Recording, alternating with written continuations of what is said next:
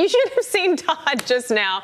We are back with a live look at London, where people are already lining the streets surrounding Buckingham Palace, preparing to celebrate the coronation of King Charles. I played the air cornet. I did. Alex Hogan joins us live with the latest from across the pond. Good morning to you, Alex. Good morning, Todd and Ashley. It is a very exciting morning here in London with people already lining the streets and people are even camping out. We met some people who've been here for the last 3 days, sleeping on the streets so that they could get the best view of Buckingham Palace behind me. But these, of course, are the spectators. There are thousands of workers who have been working tirelessly over the last several months to make sure that everything goes according to plan come tomorrow. So take a look at this video. This is some of the rehearsals that we've seen to make sure that everything goes according to plan when we're looking at a massive event taking place through the city of London of this magnitude, such a historical event. They're doing all of these rehearsals, military rehearsals, to make sure that even little things like the roads aren't too slippery for many of the people who will be walking in carriages and horses that will take part in this. More than 6,000 men and women who are from the UK Armed Forces will participate in this coronation. The service will be conducted by the Archbishop of Canterbury, and the route itself is a 1.3-mile route that will leave from Buckingham Palace going all the way to Westminster Abbey. This is much shorter than the route that we saw of Queen Elizabeth II when she was coronated. Again, more than 70 years since the city has seen an event of this magnitude, so it will be a major event. But this was the route that Queen Elizabeth followed when she was becoming queen, officially taking this oath. So it was 5 miles through the city, passing through a lot of London's most historical and major landmarks. Now, this is all part of a major effort to modernize the monarchy by having a slightly scaled back event. Still keep in mind, altogether this weekend will add up to about $125 million to cover all of these festivities. This is a look at the Diamond Jubilee coach that King Charles and the Queen consort will ride in. It was built for the Diamond Jubilee. This was for the 60th anniversary of Queen Elizabeth II, marking her moment on the throne. It weighs about 3 tons. It's supposed to be a lot more comfortable than the gold carriage that we typically see the monarch attend their coronation ceremony in, and that's because there's not suspensions on that one, but this one is considered to be much more comfortable. As far as the attendees that will be at the coronation, about 2,000 people are invited. Again, much more scaled back than the coronation of Queen Elizabeth II. Prince Andrew, Prince Harry will attend. However, his wife, Meghan, the Duchess of Sussex, will not attend. And interestingly, the coronation is actually taking place on the same day as the birthday of Archie, their son. Now, in terms of you catching it all, you can watch all of this live from 5 a.m. to 10 a.m. Eastern. This is going to be hosted by Ainsley Earhart, Piers Morgan, and Martha McCallum. So again, so many events that will take place over the course of the weekend, and so many tiny pieces of information that needed to be accounted for, even with the beautiful tulips that you see behind me. One interesting part of what had to go into this, all of these tulips were grown in a secret garden in Hyde Park, and they were specifically picked for the shade of red that most resembles the red that you see in the flag and the red that soldiers will wear. So small details like that all going into this massive celebration that, of course, will kick off tomorrow. And man, there will be people lining the streets to catch every second of it. I mean, I have been talking about the tulips. I'm like, I think they're tulips. They look like tulips. They are absolutely beautiful. That's the most beautiful shot I think I've seen in a long time, Alex. So I know we can see what's going on behind you, but on the other side of the camera, or are people mingling around yet? What's going on and what's the vibe there? Yeah, so there's a lot of excitement. Of course, there's already thousands of people who are lining the streets, waiting, 24 hours in advance to see all of the parade route festivities and the setup. We're seeing a lot of troops, soldiers on horses that are marching down, again, practicing, surveying the area. And of course, you have to imagine the large-scale security operation that is underway. So a lot of police officers, dogs that are here sniffing to make sure that the area is secure. There are going to be so many moving moving pieces. This really, of course, impacts the transportation across the city. There will be a lot of road closures, a lot of traffic, so many tourists coming in from all around the world. We actually met a group of Americans who were here, and they said that they arrived for the whole week. This is something that they could not miss, given that it's been such a long time, 70 years since the last coronation. So for people who do have that soft spot and want to be here for this, it is an amazing event to see. Right now it is sunny.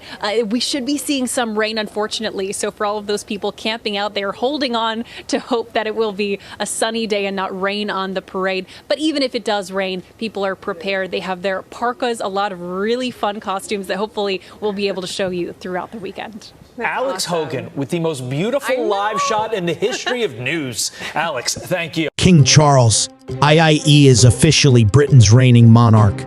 The eldest son of the late Queen Elizabeth II and Prince Philip, Duke of Edinburgh, was crowned on Saturday at London's Westminster Abbey. Beside him was his wife, Queen Camilla. The 74-year-old ascended to the throne upon the death of his mother, who passed away in September 2022. The 96-year-old was Britain's longest reigning monarch.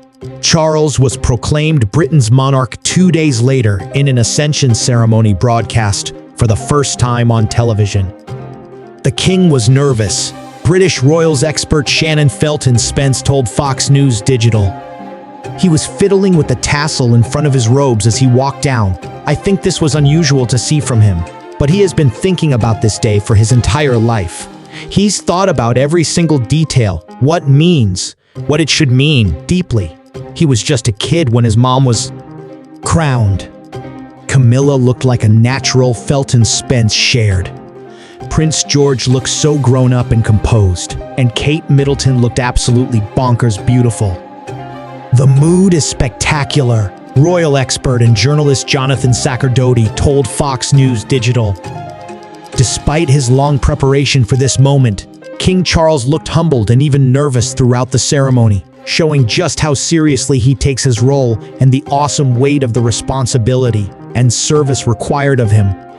The blend of ancient and modern was also striking, he shared. The ancient rituals have their roots in the 9th century and were codified in the 14th century in a book called Liber Regalis. They've been modified over the centuries, and today we saw truly modern touches included as well, especially to reflect the religious and cultural diversity of modern Britain. Both the Princess of Wales and Princess Charlotte wore Alexander McQueen, both ivory silk crepe dresses, including a rose for England, a thistle for Scotland, a daffodil for Wales, and shamrock for Ireland embroidered within, wonderfully touching those in each country. British royals expert Hilary Fordwich told Fox News Digital. In honor of her late mother-in-law, Princess Diana, her daughter-in-law wore her pearl and diamond earrings as a sentimental touch, Fordwich noted. The coronation ceremony dates back to the medieval period, and much of it remains unchanged. Westminster Abbey has been the setting of the ritual since William the Conqueror was crowned in 1066. 100 heads of states attended, with the U.S. maintaining its streak of a president never attending a British royal coronation. First Lady Jill Biden was in attendance. The ceremony was one of many faiths and languages to signify the new king as a unifying figure. In the UK, for the first time, a monarch was crowned in a ceremony that included the active participation of faiths other than the Church of England. Buddhist, Hindu, Jewish, Muslim, and Sikh leaders took part in various parts of the coronation. The Archbishop of Canterbury's office described it as an act of Christian worship that reflected contemporary society. The ceremony also featured female bishops for the first time, as well as hymns and prayers sung in Welsh, Scottish Gaelic, and Irish Gaelic, as well as English. The king wanted the ceremony to reflect the whole of the UK and be representative of many backgrounds and faiths, said Felton Spence. He wants to set the tone right from the start. The service contains new elements that reflect the diversity of our contemporary society. Archbishop Justin Welby, spiritual leader of the Church of England, previously said in a statement, "It is my prayer that all who share in this service whether they are of faith or no faith, will find ancient wisdom and new hope that brings inspiration and joy. The coronation ceremony reflected Charles' efforts to show that the 1,000-year-old monarchy is still relevant in a country that is much more diverse than it was when his mother was crowned 70 years ago. While the king is the supreme governor of the Church of England, the latest census showed that less than half of the population now describe themselves as Christian. Built around the theme called "To Serve," the coronation service began with one of the youngest members of the congregation, a chapel royal chorister. The moment was meant to underscore the importance of young people in the world today, according to Lambeth Palace, the home of the Archbishop of Canterbury. The service also included many historic elements underscoring the ancient traditions through which power has been passed on to new kings and queens throughout the centuries. In the most sacred part of the service, the Archbishop of Canterbury anointed the king with oil, consecrating him and setting him apart from his subjects. A screen covered Charles, and the anointing wasn't visible on television or to most people in the Abbey, except for a few senior members of the clergy. It was then followed by a presentation of the coronation regalia, as well as sacred objects, like the orb and scepter that symbolize the monarch's power and responsibilities. Prince William, the Prince of Wales and heir to the throne, pledged his loyalty to his father. This act is known as the homage of royal blood. As the new king was crowned, the refrain "God Save the King" echoed through the Abbey. After Charles was crowned, the traditional homage of the peers was replaced by an homage of the people, in which those present at the Abbey, as well as those watching on television, were invited to affirm their allegiance to the king. Camilla was then anointed, in a form similar to that of Queen Elizabeth, the Queen Mother, in 1937. However, the 75-year-old's anointing wasn't hidden behind a screen. Just before Charles headed off in the Gold State coach for a procession on the streets of London, the leaders and representatives of faith communities delivered a greeting in unison. The greeting wasn't amplified out of respect for those who are observing the Jewish Sabbath and are barred from using electrical devices, Lambeth Palace confirmed. The coronation, a more modest event in comparison to the late Queen's, featured a trimmed-down procession route to Westminster Abbey. Queen Elizabeth's coronation was the first to be televised 70 years ago. The Gold State coach weighs 8,800 pounds and is pulled by 8 horses. The gilded coach is so heavy that it can only be moved at a walking pace. Past monarchs have described their rides in the now 260-year-old carriage as horrible and distressing, with William IV, known as the Sailor King, comparing it to being aboard a ship tossing in a rough sea.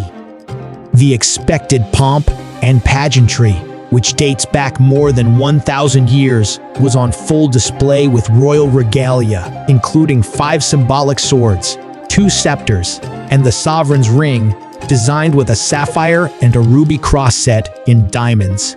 Charles was crowned king with the St. Edward's crown, the centerpiece of the crown jewels viewed by millions of people every year at the Tower of London.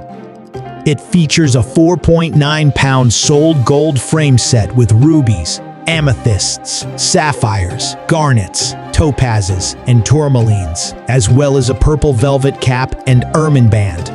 It was worn by Elizabeth during her coronation and has been refitted for her son. At the end of the ceremony, he switched to the lighter imperial state crown for the procession back to Buckingham Palace. Camilla wore Queen Mary's crown. The ceremony also featured its own emoji, reflecting the first British crowning of the social media era. While there were as many as 2,800 guests, one member of the British royal family was noticeably absent. Prince Harry attended the event without his wife Meghan Markle, who stayed behind in California with the couple's 2 children, Prince Archie and Princess Lilith. The coronation date also falls on Archie's 4th birthday. It is believed Harry's visit will be brief, with the Duke of Sussex heading swiftly back to the couple's home in Montecito. The Duke and Duchess of Sussex have publicly detailed their struggles with royal life. The king's younger son and the former American actress stepped back as senior royals in 2020.